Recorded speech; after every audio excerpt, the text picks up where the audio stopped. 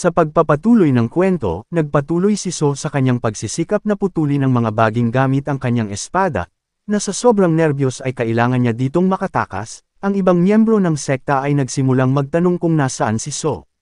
Sa huling atake niya ng malakas, nakalaya siya mula sa mga baging at bumagsak sa lupa.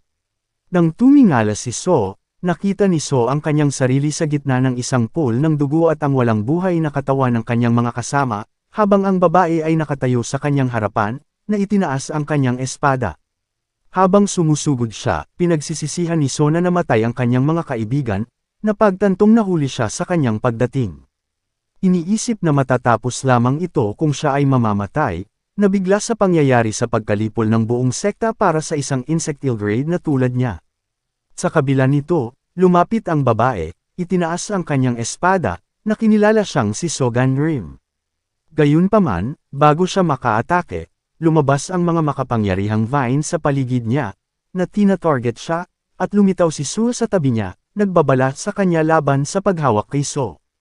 Sa kadahilanan nito, sinisimulan na naman nila ang walang humpay na labanan. Habang nakikipaglaban, ibinahagi ng babae ang kanyang pagkalito tungkol sa mga aksyon ni Sua, na sinasabing maililigtas niya sana ang lahat kung isinuko sana sa kanya si Sogan Rim. Dahil doon, tinusok niya ng kanyang espada sa puso si Sua at tumalikod. Sa pagsasabing tungkulin ng pinuno ng sekta na protektahan ang mga miyembro, tumangala si Sua, hinugot ang espada sa kanyang puso, at ibinaba ang harang para makatakas si So habang iaalay niya ang kanyang sarili.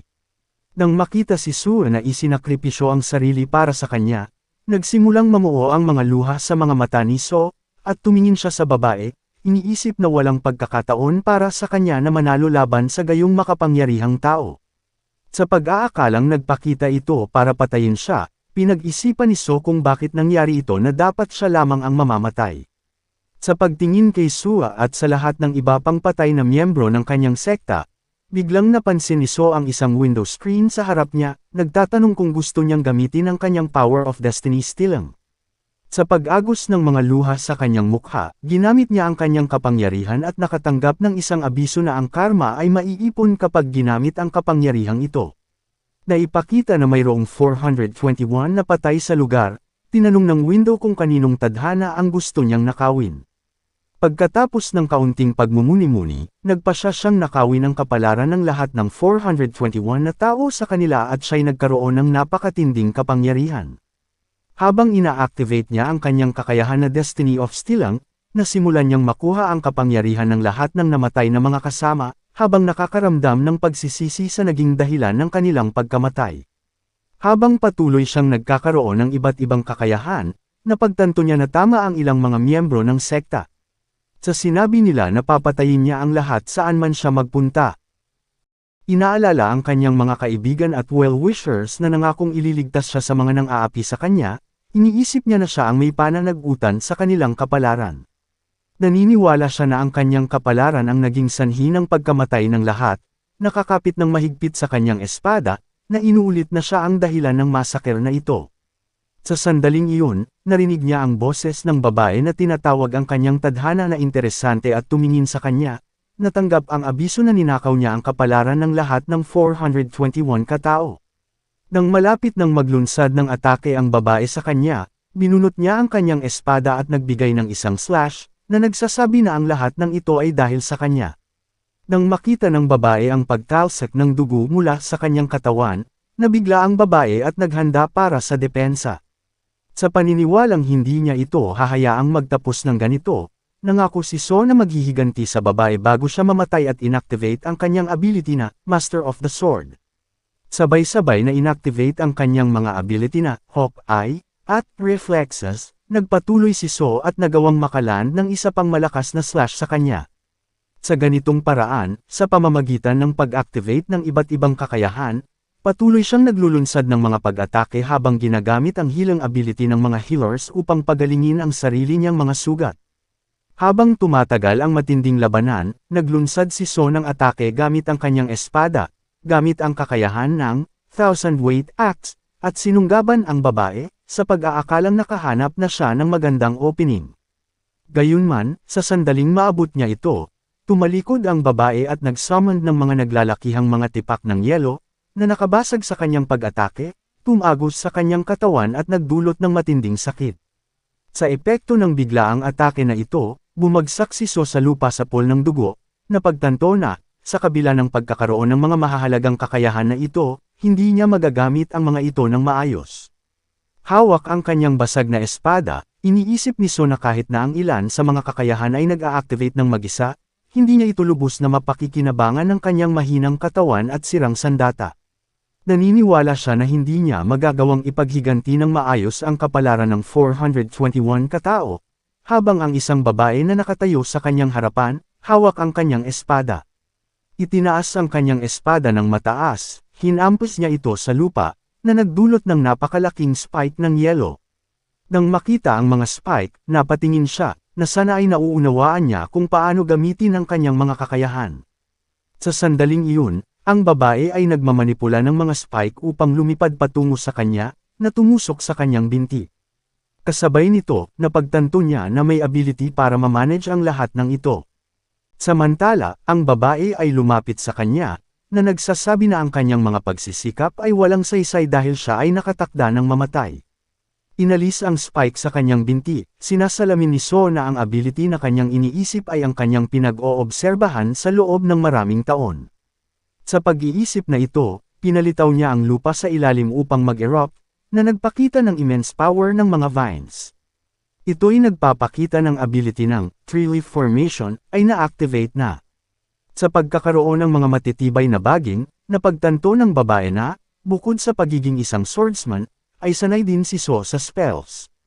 Gayunpaman, sa isang slash ng kanyang espada, nasira ang lahat ng mga baging, nag-iisip na ang mga spells na tulad nito ay mahihirapan siyang manatili sa laban. Habang pinuputol niya ang mga baging gamit ang kanyang espada, patuloy na sinusundan siya ni So ng ice spike na hawak sa kanyang kamay, nang hindi niya namamalayan na ang mga baging ay isang bitag lamang. Habang abala siya sa pag-slash sa mga baging, sinaksak ni So ang spike sa kanyang leeg at bigla na lang bumulwak ang dugo dito. Pagkaraan ng ilang sandali, tinanggal niya ang spike na humantong sa kanyang ulo na humiwalay sa kanyang katawan. Nang masaksihan niya ito, napangiti siya at naisip na sa wakas ay nakaganti na siya, habang ang walang buhay na katawan ng babae ay bumagsak sa lupa. Sa paghiga ng kanyang sarili sa lupa, nakaramdam siya ng kaginhawaan na sa wakas ay napatay niya ang malupit na babae, sa paniniwalang natapos na ang walang awa na babae.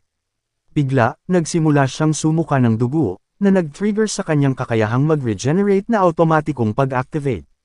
Gayunpaman, itinuring na walang kabuluhan ang pag-regenerate, kinansela niya ang pag-activate ng ability at ngumiti, kumbinsido na wala namang magbabago. Naalala niya noong bata pa siya, hinulaan siya ng isang manghuhula na mawawalan siya ng mga magulang sa murang edad at mamumuhay na puno ng kamalasan. Ang mga hulang ito ay talagang nagkatotoo, dahil nawalan siya ng kanyang mga magulang sa murang edad. Palibhasa'y mag-isa, nasangkot siya sa samut-saring aksidente na nagdulot ng kasawian sa lahat ng kanyang mga mahal sa buhay, na siyang nagpatunay na siya ay mahina at malas. Gayunpaman, kahit na ano, tinanggap siya ng kanyang sect na humantong sa kanilang pagkamatay dahil lamang sa kanya. Pinag-iisipan ng mga bagay na ito, nakaupo si So sa gitna ng maraming bangkay ng kanyang mga kasama at nagmumuni-muni, na kung hinarap niya muna ang babae at siya ang unang namatay, baka naging maayos pa ang lahat. Hinahangad niya ang ability na i-rewind ang oras at ibalik sa normal ang lahat. Sa sandaling iyon, tinitigan niya ang walang buhay na katawan ng babae at naalala na taglay niya ang kakayahan ng regression, na may kakayahang bumalik sa nakaraan at napapanatili nito ang mga alaala. Nakakuha ng ideya, inactivate niya ang kanyang ability na Destiny Stealing at nakuha ang kapangyarihan ng regression galing sa babae. Habang ina-activate ang kakayahang ito, napagtanto niyang hindi siya sigurado kung saang punto sa kanyang buhay siya babalik. Gayunpaman, kahit na nangangahulugan na ito'y babalik sa nakaraan bago niya nakilala ang babae, nagpa siya si So na samantalahin ang pagkakataong ito at sabik na inaasahan ang mga tungkulin upang magsimula. Sa sandaling mahawakan niya ang lupa, nakita niya ang kanyang sarili na dinala sa isang sala sa isang bahay. Nakaupo sa isang sofa, nagulat na napatingin siya sa bakanteng kwarto. Biglang bumukas ang pinto ng kwarto, at may pumasok, na binanggit na dumating sila para kunin ang binabasang horoscope. Nagulat siya, tumangala siya, hinawakan ang clipboard na may nanginginig na mga kamay, at sumandal dito, nakahinga ng maluwag nang makita si Sua at ang isa pang taong nakatayo sa pintuan. Nang batiin siya, pumasok si Sua at ang kanyang kaibigan at umupo sa sofa, nang ang kanyang kaibigan ay isiniwalat ang kanilang intensyon na mag-engage at hinihiling sa kanya na i-assess ang kanilang compatibility. Sa pagtingin kay Sua na walang maskara at sa kanyang mga mata ay ganap na maayos, napagtanto ni So na siya ay talagang bumalik sa nakaraan, kung saan si Sua ay ganap na maayos. Determinado na baguhin ang takbo ng mga kaganapan sa pagkakataong ito, ipinaabot ni So sa kanila ang isang piraso ng papel, hinihiling ang kanilang mga pangalan, petsa ng kapanganakan, at oras ng kapanganakan. Pagkasunod, sinimulan nilang isulat ang kanilang impormasyon, habang napansin ni So ang ekspresyon ni Sua, na nagpapakita na siya ay lubhang hindi komportable. Naalala na sinabi niya sa kanya ang tungkol sa kanyang karanasan sa isang weirdong tao, nag-isip si So na kailangan niyang makatiyak na hindi siya gagawa ng maling desisyon ng maaga. Pagkatapos nilang isulat ang kanilang impormasyon ng kapanganakan, ibinalik ni So ang mga papeles. Sa pag-inspeksyon ng kanilang mga petsa ng kapanganakan, ipinaalam ni So sa tao na ang kanyang horoscope ay nagpapahiwatig ng solid gold type para sa kanya. Habang si Sua ay solid wood type, inihayag niya na ang mga horoscope na tulad niyan ay tinatawag na wood-cutting gold na napakasama. Ang pagkakatugma, nang marinig iyon, nagulat ang tao, habang si Sua ay mukhang nasisiyahan at sinabi na wala silang choice kung masama ang compatibility nila. Dahil dito, lumaki ang galit ng kanyang kaibigan, at hinihiling nitong malaman kung nasaan ang may-ari. Bilang tugon, mahinahong sinabi ni So na ang may-ari ay nasa counter. Galit na galit, ang tao ay bumaling kay Sua, at sinabi sa kanya na umalis na sila, na nagsasabi na hindi sila maaaring magtiwala sa taong ito, ngunit sinabi ni Sua na gusto niyang mabasa ang kanyang kapalaran, sa paniniwalang si So ay mapagkakatiwalaan. Lalo nitong ikinagalit ng kanyang kaibigan, at sinabi niyang pagsisisihan niya ang kanyang desisyon sa pag-iwan sa isang katulad niya. Sa sandaling iyon, namagitan si So, na iginiit na wala siyang balak na makipagkita sa kanya at magturo para umalis siya. At dito muna matatapos ang ating recap, huwag kalimutan ang mag-subscribe para mas updated sa ating bagong i-upload na video. Maraming salamat!